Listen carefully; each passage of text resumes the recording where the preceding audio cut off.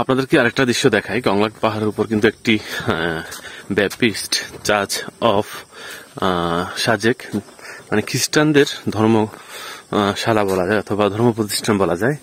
আর এখানে যারা লুসাই সম্প্রদায়ের বসবাস করেন তারা কিন্তু খ্রিস্টান ধর্মাবলম্বী।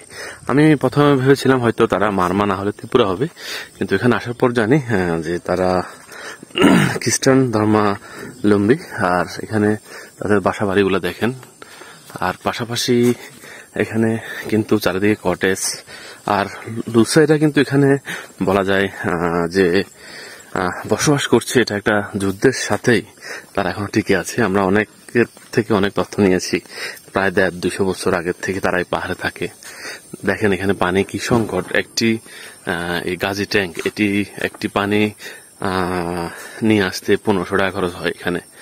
মানে দাম পাশাপাশি সবকিছু মিলে এখানে অনেক কষ্ট, জীবনযাপন মারাত্মক